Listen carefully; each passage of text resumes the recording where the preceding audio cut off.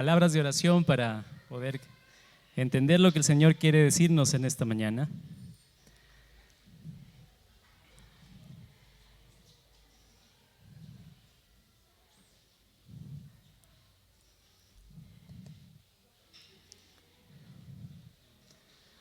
Muy bien, hermanos.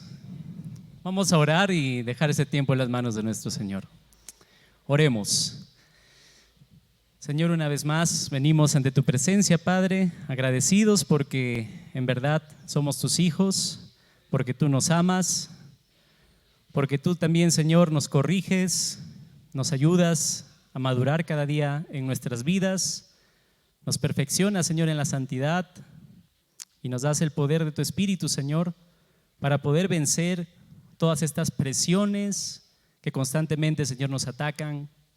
Llámese tentación, llámese el mundo, llámese la carne o Satanás, Señor.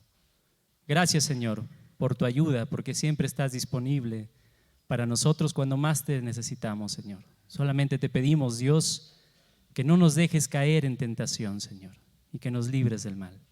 En tu santo y bendito nombre, amén. Bien, hermanos, vamos a continuar. Podemos tomar nuestros sitios. Vamos a continuar estudiando la epístola de Santiago y les invito a que nos vayamos ubicando en la cita que vamos a aprender hoy. Lo encontramos en Santiago capítulo 1, versículo 13 al 16.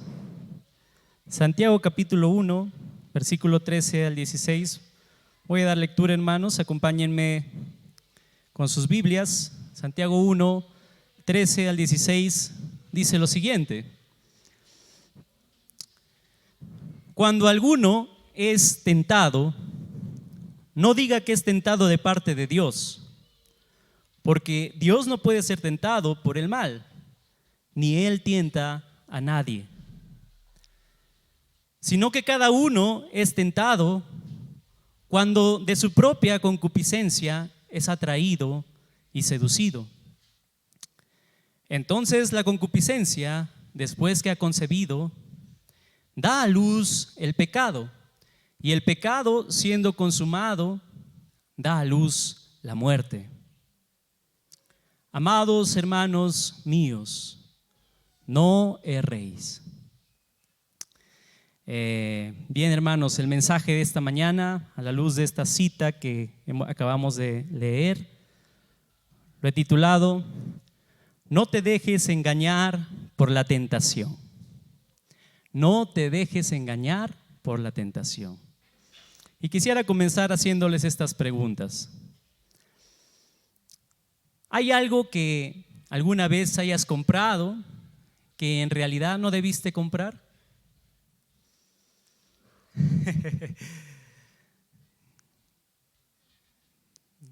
Bueno, en mi caso, yo una vez, de soltero, ahora ya mi esposa no me deja comprar cualquier cosa. Compré un celular, pero en verdad no necesitaba ese celular, no sé por qué lo compré. Otra pregunta ahí es: ¿por qué lo quisiste comprar? Y ahí es donde entra la atracción, pues, ¿no? Todo entra, dice, por los ojos, aunque a mí me entró por el oído, ¿no? Porque me llamaron de un operador de una empresa, no quiero decir cuál, y me dijeron: cámbiate a nosotros. Y una vez que me cambié, me dijeron: te podemos dar un celular, solo que tienes que afiliarte a este plan. Y yo ahí mordí el anzuelo, tristemente, y compré el celular a plazos, y después, sacando cuentas en casa, me doy cuenta que me estaban sacando mucho, porque a plazos te sale más caro. Y entonces ese rato dije: no, ya acá estoy mal, no puedo estar gastando mensualmente, porque incluso estaba pasando necesidad. Eso fue mi vida de soltero, hermanos, ya me arrepentí. Y entonces me fui al operador y dije: no sé de dónde saco, lo pago por completo al cash nomás el celular, y de aquí me libro de esta atadura de pagar mensualmente más de lo que yo debería, de lo que normalmente consumo. Y me fui, pagué, pero después me dijeron: no puedes salirte de esto, tienes que seguir, aunque sea por lo menos 3 meses pagando esa cantidad a nosotros. Y la pregunta es, ¿por qué crees que no debiste de haberlo comprado? Y ese momento me pongo a pensar, hermano, no debí comprarlo porque en verdad estaba necesitando. Justo esas épocas me despidieron del trabajo. Entonces me estaba afectando demasiado, ¿no? Y no sé si no queremos ser prejuiciosos con eso, hermanos, por eso me toco como ejemplo. Pero ese es un ejemplo clásico de cómo actúa la tentación en nuestras vidas, ¿ya? Y en este estudio vamos a aprender, hermanos, aprenderemos a no dejarnos engañar por la tentación. ¿De qué manera? Escuchando las advertencias de Dios y huyendo de la tentación. Esa es la única manera para no dejarnos engañar por la tentación. Ubiquémonos en Santiago capítulo 1, versículo 13. Santiago capítulo 1, verso 13. Voy a leer en una versión, me parece que sí es la Reina Valera. Santiago 1:13 dice: nadie que es tentado diga, soy tentado por Dios, porque Dios no puede ser tentado por el mal, ni Él tienta a nadie.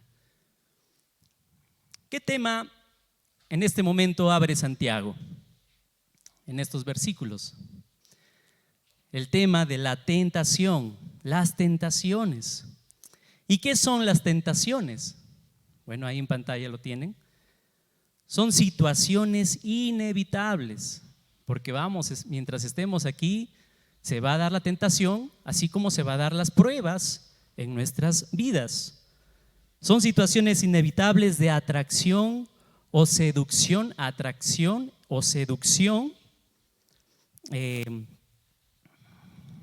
que a hacer ¿qué? A hacer algo malo, y eso malo va en contra de la voluntad de Dios y de sus principios morales y espirituales. Esa es la anatomía de una tentación, queridos hermanos. Entonces, ahora preguntémonos lo siguiente: en la tentación, ¿a quién culpamos? Al diablo, dicen por ahí, ¿no? A veces lo culpamos al diablo. El que más paga pato es el diablo, ¿no? ¿Es verdad? Pero miremos un poquito cómo fue en la historia del Génesis. Cuando Eva comió de la serpiente, si hubiera sido bueno que sea china y que se coma la serpiente, ¿no? Comió de la manzana y luego le dio de comer a su esposo. Ambos cayeron en la tentación, pero cuando ya Dios los interroga para arreglar las cosas, porque ellos estaban escondidos, no querían salir, se sentían culpables, pero Dios los busca para solucionar el problema.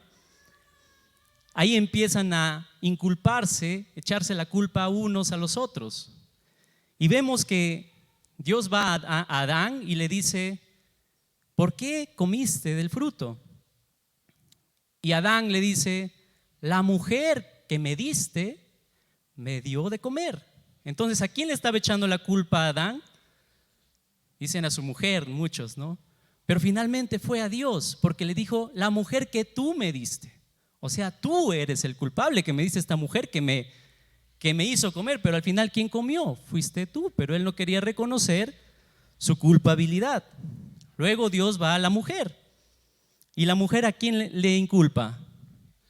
La serpiente, dice ella. La serpiente me engañó, ¿no? Como nosotros ahorita estamos mencionando, el Satanás es el padre de la mentira. Él me tentó, él me hizo caer. Pero a veces también las personas se refugian o echan la culpa a factores humanos. Por ejemplo, ellos dicen: la sociedad es así, o la presión de mis amigos me hicieron caer en esta debilidad que tengo por el alcohol, por ejemplo. Estaba con el grupo y ahí fue donde caí y todo eso. Pero la pregunta es: ¿quién te puso ahí en medio de esa tentación? Fuiste tú mismo, ¿no es verdad? Entonces, hermanos, vemos aquí que normalmente los seres humanos echamos la culpa a otros de nuestras propias responsabilidades cuando caemos en nuestros errores y fracasos, principalmente en medio de la tentación. Entonces, ahora leamos una vez más el versículo 13. Y Santiago dice en el versículo 13 que cuando uno es tentado, que nadie diga que es tentado de parte de Dios. Entonces, ¿qué prohibición hace Santiago aquí a los creyentes en medio de la tentación? ¿A quién no deben echarle la culpa? Dice que nadie diga, que nadie lo piense que es tentado de parte de Dios. Es decir, no echarle la culpa a Dios en la tentación. Eso es lo que les está diciendo Santiago aquí. ¿Y por qué es que Santiago habla de este tema justo después de las pruebas? Porque ven que capítulo 1, versículo 1 al 12, se va a tratar de todas las pruebas, ¿no? Pero el capítulo 13 en adelante se va a tratar de las tentaciones. ¿Por qué es que Santiago pasa de hablarnos de una prueba a una tentación? Porque era probable que los hermanos de ese tiempo estaban culpando a Dios en sus pruebas y estaban inventando o haciendo excusas por este tema de que las pruebas de Dios eran muy duras y por lo tanto ellos cayeron en fracaso, ¿no?, espiritual. Entonces ellos estaban echándole la culpa a Dios por la severidad de sus pruebas en medio de sus propias caídas y fracasos. Y eso es lo que normalmente nosotros hacemos, ¿no es verdad? Pero bien, hermanos, ¿qué ocasiona que una prueba se convierta en tentación? Porque las pruebas nosotros sabemos que vienen de Dios. Son dificultades que Dios permite que pasen a nuestra vida para ver nuestra propia fidelidad y amor hacia Él. Pero sabemos que las pruebas tienen resultados buenos, como hemos visto. Dice que estemos gozosos cuando nos hallemos en diversas pruebas, porque la prueba produce paciencia, perseverancia. Dice hasta que lleguen a ser completos y que no les falte nada. O sea, las pruebas son buenas para nosotros y Dios las permite para ese propósito. Pero finalmente es que ¿de qué depende que esa prueba que es buena al final se convierta en una tentación en tu vida o en nuestras vidas? Y ahí pueden ver en pantalla, ¿no? ¿Qué ocasiona que una prueba se convierta en tentación? Y aquí hay dos significados, ¿no?, de las pruebas y las tentaciones, para ver la diferencia. Las pruebas vienen ¿con qué fin en nosotros? Para sacar lo mejor de nosotros. Ustedes han podido ver eso en el caso de Abraham. Dios lo puso a prueba a Abraham y le dijo que sacrificase lo que más amaba, su hijo Isaac. Entonces Abraham, ¿qué hizo? Se lo llevó a su hijo al monte Moriah y ahí, a punto de quitarle la vida, Dios lo detiene y dice a Abraham: ya no lo hagas. Dios ha visto tu fe, eres auténtico, amas a Dios. Y Dios le proveyó de un cordero para que más bien sacrifique el cordero, ¿no? Y este es el ejemplo, hermanos, ¿no? Las pruebas vienen para sacar lo mejor de nosotros. Dios las permite con ese fin. Pero las tentaciones, ¿cuál es su fin? Las tentaciones vienen a nuestra vida, pero para sacar lo peor de nosotros. Y eso es una obra, ya sabemos de quién. Sí, tras de todo esto está el enemigo, ¿no?, que se aprovecha de la prueba para al final hacerte caer en una tentación, que él abre por ahí un camino más fácil. Entonces, ¿qué es lo que produce que una prueba se convierta en una tentación? Y la diferencia en medio de las pruebas y las tentaciones la hacemos nosotros directamente. Nuestra propia actitud es lo que puede convertir a una prueba en una tentación. Porque si bien es cierto, la prueba se nos viene para perfeccionarnos, hacernos más santos, parecidos a Cristo, pero la manera en la que nosotros reaccionamos frente a la prueba puede finalmente convertirse esa prueba en una tentación. Eso es lo que aprendemos en medio de estos versículos. Si en medio de la prueba no perseveramos y nos desvanecemos y nos quejamos de Dios y nos alejamos de Dios, entonces ese momento se suspende la prueba. Y esa prueba ahora se vuelve una tentación para nosotros. Desde el momento en que ya nosotros levantamos la cabeza y reclamamos a Dios, decimos, ¿por qué a mí? Ya estoy cayendo en las garras de Satanás, del enemigo. ¿Que cuál es su fin? Que tú reniegues de Dios, que tú te apartes de Dios, que tires la toalla y te vayas a lo más fácil, a la vida mundana, porque ahí me va mejor que en la iglesia. Eso es lo que quiere hacer Satanás en nuestras vidas. Y Satanás lo ha hecho, hermanos. Por eso es que hay muchos hermanos que dejan la iglesia y terminan en el mundo, terminan comprometiendo sus principios morales porque dicen que las pruebas y la vida cristiana es una vida muy difícil y que ellos mejor están en el mundo que en la iglesia. Tristemente esa prueba se convirtió en ellos en una tentación. Y por otro lado, hermanos, nosotros podemos ver ese ejemplo en el sol. ¿Qué pasa cuando el sol aparece y ponemos ahí una mantequilla? Viene el sol y lo derrite la mantequilla, ¿no es verdad? Pero ¿qué hace el sol con el cemento? Lo endura, ¿no? Y esa es la pregunta para nosotros. ¿Qué tipo de cristianos somos? ¿Cómo reaccionamos en medio de nuestras pruebas? ¿Reaccionamos con la buena actitud de ser fieles y amar a Dios pensando en nuestra bienaventuranza, el futuro, las coronas de gloria? ¿O nos desvanecemos, tiramos la toalla y nos alejamos de Dios? ¿Qué tipo de cristiano eres? ¿Eres cristiano como el cemento o un cristiano mantequillita? ¿Qué eres tú? Eso lo va a demostrar nuestra propia actitud en medio de las pruebas. Ahora veamos por qué es que está mal echarle la culpa a Dios en medio de las pruebas, o ahorita ya las tentaciones. Y uno se puede pensar, ¿será que hay cristianos que le echan la culpa a Dios por sus tentaciones? Sí hay, por eso Santiago dice que no está bien hacer eso. Tal vez una queja por una prueba, pero hay cristianos que tienen esa costumbre de decir, Dios permitió que me aleje de la iglesia para que después vuelva con más fuerza.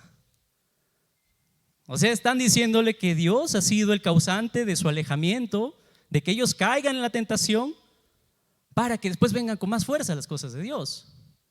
¿Pero podemos decir eso? Según lo que dice la palabra de Dios, dice que ni siquiera lo debemos mencionar ni pensar. ¿Por qué está mal entonces echarle la culpa a Dios? En primer lugar, porque Dios, ¿qué es, hermanos?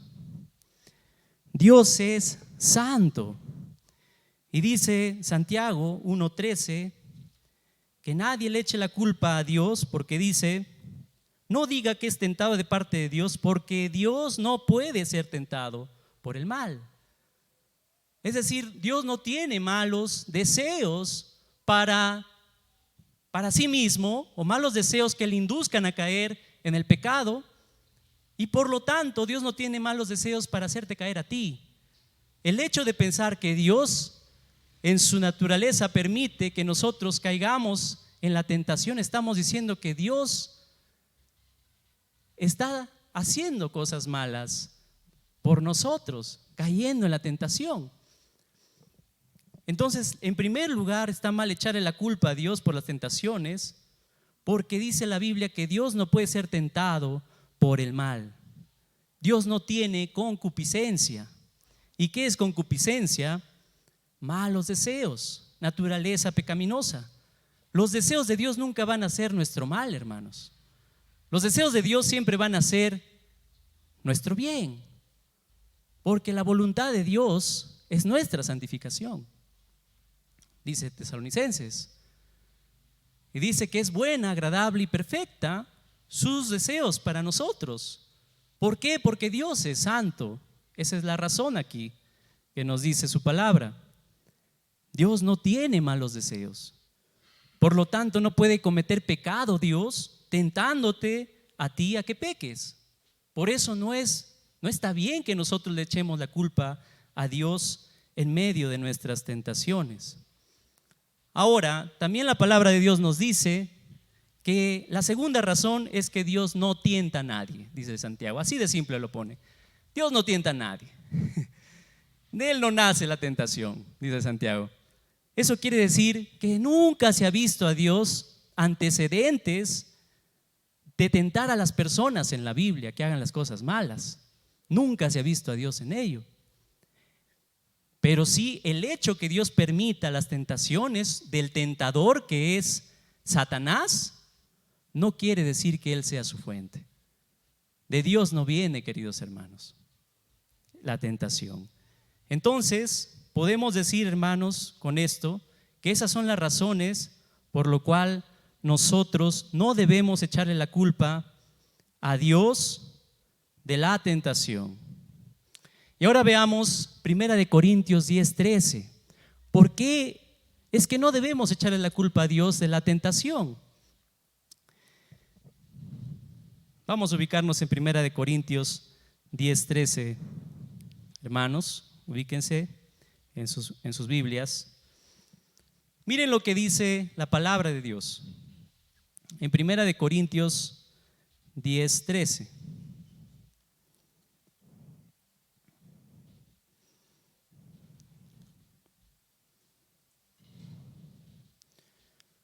Voy a leerlo, este versículo, en la Nueva Traducción Viviente, que viene de algunos manuscritos más antiguos.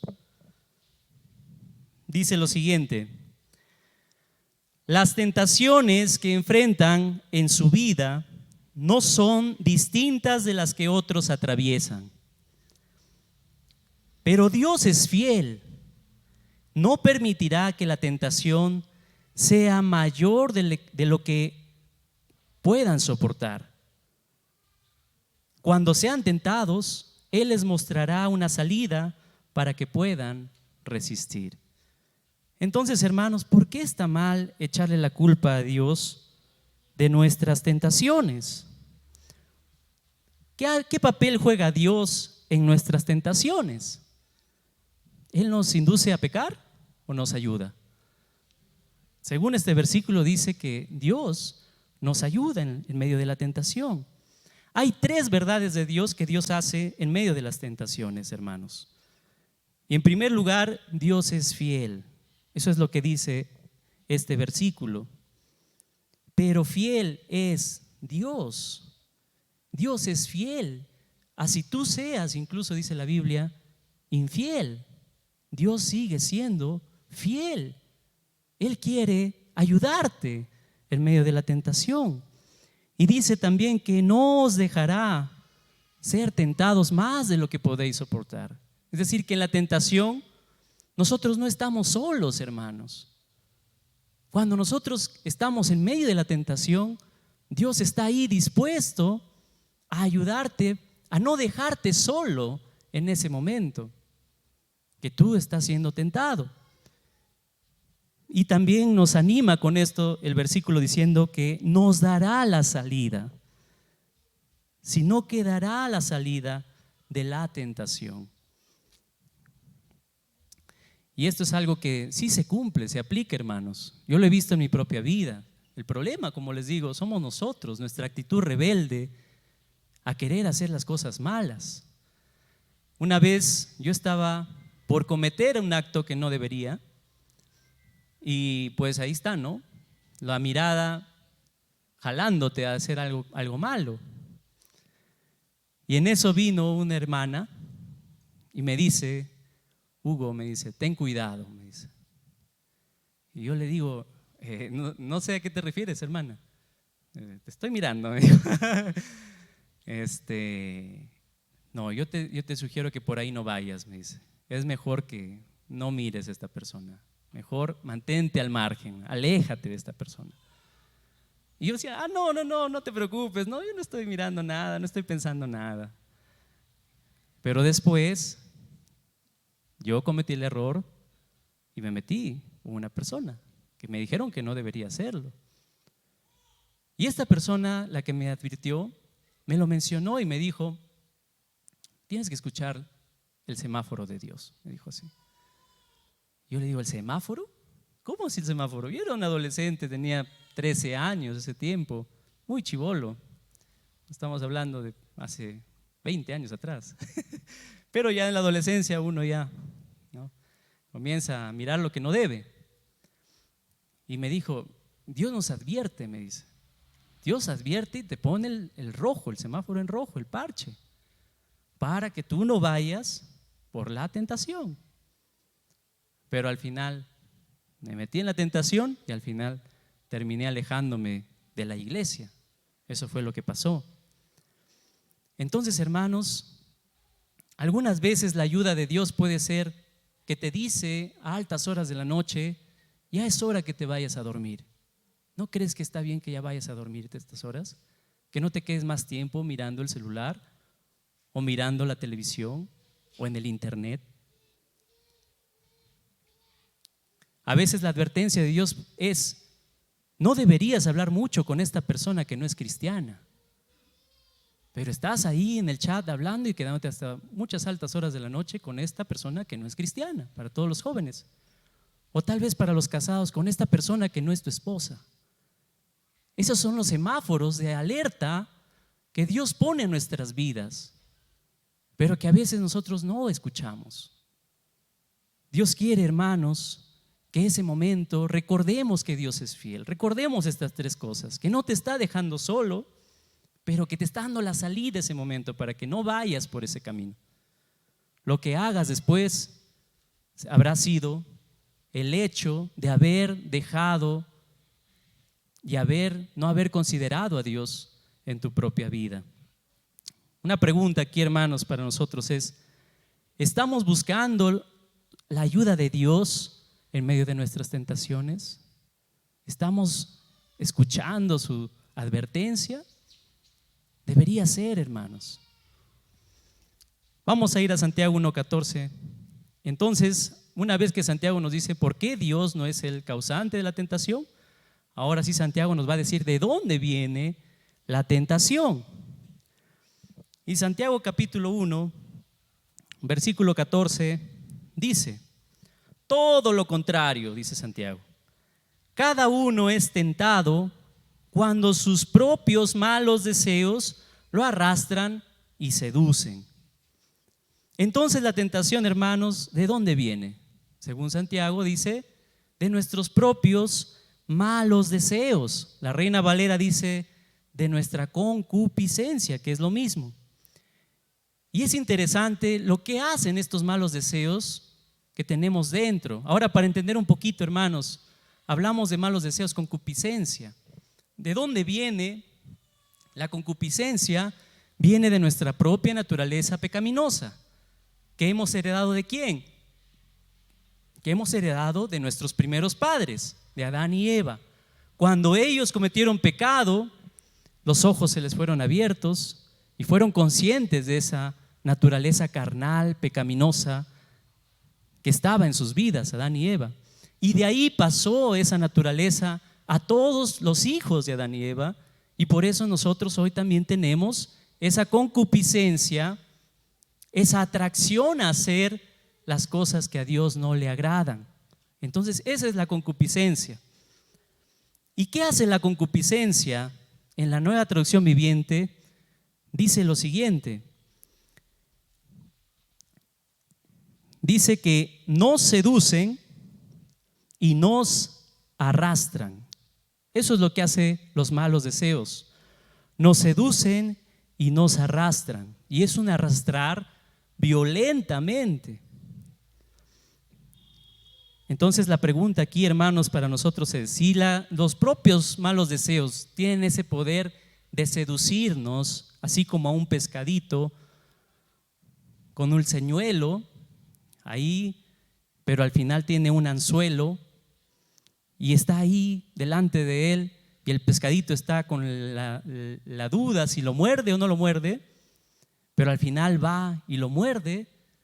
Ese señuelo es lo que le seduce al pescadito para ir y morderlo. Pero no solamente termina ahí. Una vez que lo muerde, dice que lo arrastra. ¿Y dónde termina el pescadito? en la sartén. Entonces, hermanos, podemos darnos cuenta que eso es lo que hacen los malos deseos que tenemos dentro de nuestro corazón. Dice que nos seducen y luego nos arrastran violentamente. Entonces la pregunta para nosotros es, frente a esto que tenemos en nuestro propio corazón, ¿podemos hacerle frente a algo que nos puede seducir o arrastrar? Yo creo que no, ¿no? No podemos hacerle frente. Y aquí hay algunos ejemplos de algunas personas que se confiaron y pensaban que podían ellos hacerle frente a la tentación. Tenemos, por ejemplo, esa persona que tienen ahí. ¿Quién es? Sansón. Y era considerado el hombre más fuerte que existía en el mundo, hasta ese tiempo, ¿no? De los jueces. Pero ¿qué pasó con Sansón? Vemos que él también cayó en el pecado. Él también cayó en la tentación. Pero no solamente el hombre más fuerte cayó en la tentación con Dalila, Sansón, ¿no? Y al final terminó triste su vida, arruinada por completo, sin ojos, y ahí como un animal de carga dando vueltas a una piedra de molino, y terminó muriendo. También vemos que el hombre más sabio, ¿quién fue esta persona? Salomón, también cayó en la tentación. Dice que llegó a tener hasta 500 mujeres, y esas 500 mujeres desviaron su corazón para ir a la idolatría. Lo que en el principio él estaba fiel al Señor, terminó su vida construyéndoles templos para sus mujeres y para los ídolos. Entonces vemos que el hombre más sabio, que Dios le dio la sabiduría más grande, también terminó cayendo. Pasamos al siguiente. Y dice la Biblia que el hombre conforme al corazón de Dios, ¿quién fue? David, que es considerado conforme al corazón de Dios. También David cayó y se acostó con esta mujer Betsabé y mató a su propio esposo. Entonces, hermanos, podemos darnos cuenta que estos tres hombres cayeron siendo más fuertes, más sabios y conforme al corazón de Dios. ¿Qué de ti? ¿Quién eres tú? Decía Carlín, ¿no? Un poquito de arena nada más. Soy polvo, soy débil, me desvanezco. Ese soy yo. ¿Crees que el diablo no te va a poder jalar? ¿Crees que la tentación no te va a poder seducir? ¿Crees que tus deseos no te podrán arrastrar? Estos hombres nos demuestran esto, pero tal vez las mujeres digan, bueno, son los hombres, pero nosotros no. Pero ahí tienen su representante, hermanas. La mujer más desconfiada, podría decirlo yo, para que suene mejor, Eva, que por lo menos estaba contra la serpiente, uno contra uno, ¿no? Rebatiendo ahí. Ella también finalmente cayó en la tentación. Entonces, frente a esto, hermanos, ¿qué es lo que la Biblia nos enseña? ¿Cuál es la mejor manera de enfrentar la tentación?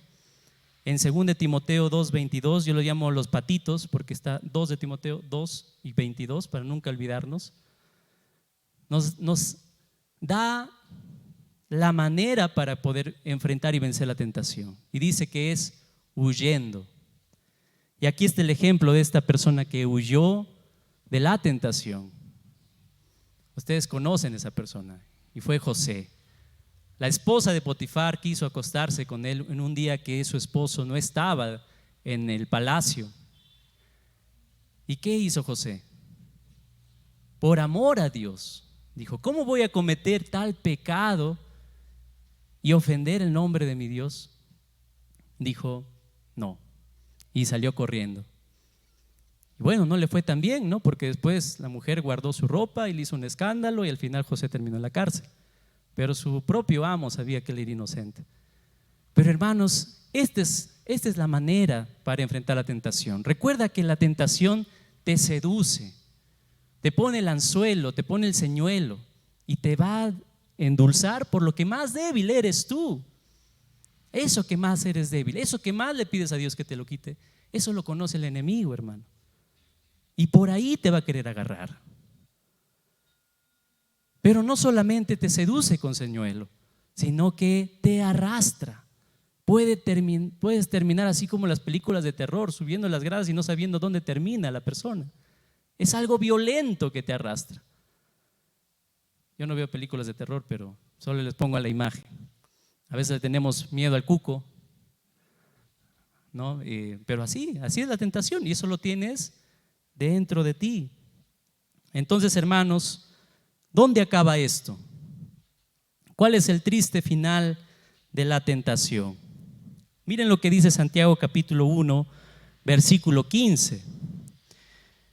Entonces, la concupiscencia, dice Santiago 1:15, después que ha concebido, engendra el pecado. Y el pecado ya desarrollado da a luz la muerte. Entonces, ¿cuál es el triste final de la tentación, hermano o hermana? La muerte. Eso es lo que nos dice aquí. La tentación dice que, bueno, ahí tienen en pantalla, se menciona aquí 4 acciones morales que son comparadas con el proceso de engendramiento, concepción y gestación y alumbramiento de un bebé. Eso es lo que hace aquí Santiago, ¿no? Una figura de una persona que está embarazada y al final va a dar a luz un hijo. Dice que la tentación se une ¿con qué? Con la concupiscencia. ¿Y qué concibe? Concibe el pecado. Pero el pecado, una vez desarrollado dentro del vientre de la concupiscencia, dice que finalmente cuando se da luz o para el pecado, da a luz, dice, la muerte. Nos pone un cuadro ahí medio, no sé, ¿no? Medio desagradable, se puede decir, como un mal parto. Una imagen incluso de un aborto. Eso es lo que nos pone aquí Santiago, tal vez pensando en la mujer adúltera de Proverbios, pensando en eso. El hijo está muerto al nacer y el hijo del pecado dice que es la misma muerte. Así, hermanos, la tentación promete una gran satisfacción para nosotros. Todos están esperanzados que les va a dar un completo placer. Pero al final, cuando nace y produce el pecado, al final lo que produce finalmente es una desilusión muy grande, miseria, una pérdida muy lamentable. Y es triste que esa pérdida a veces es en esta vida nomás y a veces en el futuro, en la eterna. Para el que no es creyente, no conoce a Cristo y sigue en esa vida, ¿no? Practicando el pecado, su fin es la muerte eterna. Pero ¿qué produce cuando nosotros caemos en estas cosas? Lo que produce, hermanos, es eso, es pérdida. Tú tienes tu familia, tienes tu esposa, tienes tus hijos, pero caes en la tentación de estar con otra mujer que no es tu esposa y al final, ¿qué produce? Pérdida. Todo se destruye en el hogar y tienes que nuevamente restaurar eso y eso cuesta mucho tiempo. Al final tu vida termina mal. Y eso es lo que aquí Santiago nos hace pensar, hermanos. De esa manera Santiago lo que hace es advertirnos a nosotros, advertir a su audiencia de que no vayan por ese camino de la tentación.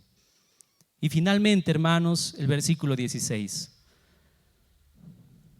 El versículo 16 termina Santiago diciendo lo siguiente. Santiago capítulo 1, versículo 16. Dice: amados hermanos míos, después de lo que ha dicho de la tentación, Santiago les dice: amados hermanos míos, no erréis. Y ese es el consejo, hermanos, que finalmente Santiago da con este tema que él ha abierto acerca de la tentación. Dice: no te equivoques, no hierras. Originalmente, hermanos, esta palabra significa no te dejes engañar o no te extravíes. Eso significa esa palabra. No te dejes llevar por la carnada de la tentación, ya que solamente es un señuelo que finalmente te lleva a la más triste desilusión. Entonces, hermanos, quiero terminar haciéndoles estas preguntas para poder reflexionar y pensar cuán cerca estamos de Dios. ¿Cuán cerca estás de Dios, hermano? ¿Cuán lejos estás de Dios? ¿Cuán cerca estás de que caigas en la tentación y al final arruines tu vida? Yo tengo claro, hermanos, que si yo caigo en la tentación, destruyo todo lo bueno que Dios nos ha dado, que Dios me ha dado. Destruyo mi testimonio, destruyo mi familia, destruyo mi hogar, destruyo todo, hermanos. Y creo que ese debe ser nuestro sentir, ese debe ser nuestra más grande motivación para vencer la tentación, para no ir por ese camino. Valorar lo que Dios ya nos ha dado ahora que estamos con Él, ahora que estamos en sus caminos. Porque cuando caes en la tentación, todo eso se pierde, hermano. Eso produce la tentación. Dice una frase muy conocida, dice que si nosotros estamos más cerca de Dios, nos vamos a mantener más lejos del pecado. Pero también es lo contrario, que si nosotros estamos más cerca del pecado, nos vamos a mantener más lejos de Dios. ¿En qué lugar estás tú, hermano? ¿En cuál de los dos? ¿Estás dejándote seducir y arrastrar por la tentación o estás cerca de los brazos de nuestro Dios?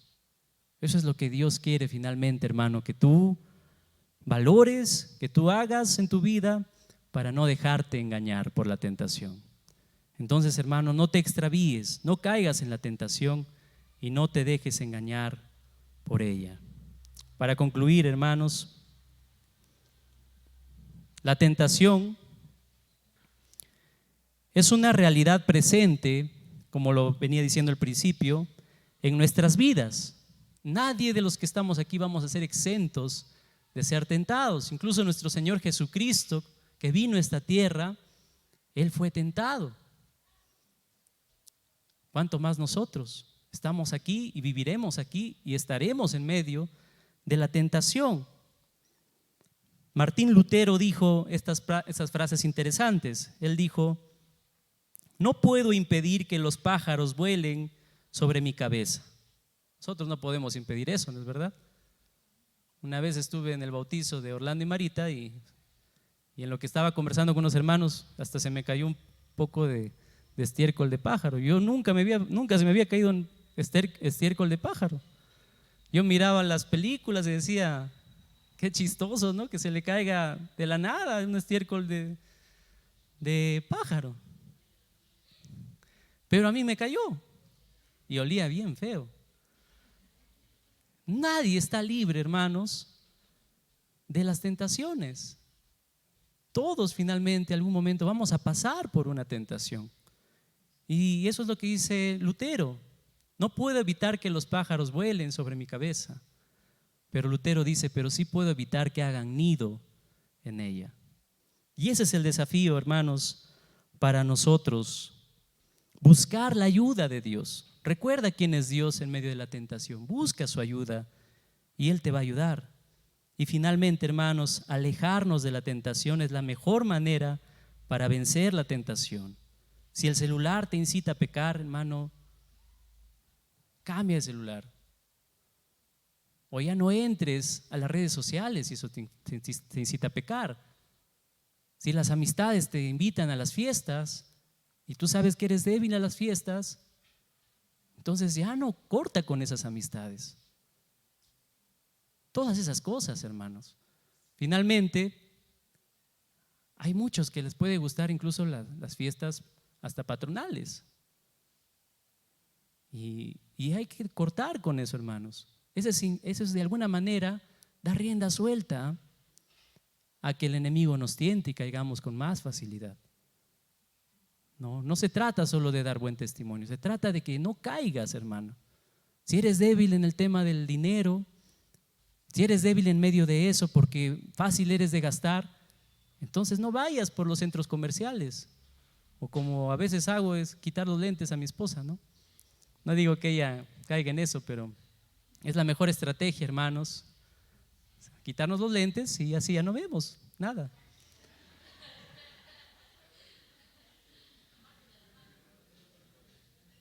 Los varones, ¿no? Que a veces somos seducidos y atraídos por las señoritas.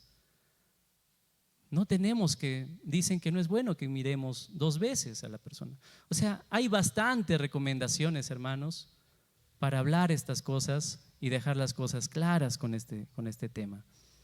Pero lo más importante, hermanos, es esto: huir de la tentación. Huye de la tentación. Vamos a terminar orando, hermanos, y agradeciendo a Dios por su palabra.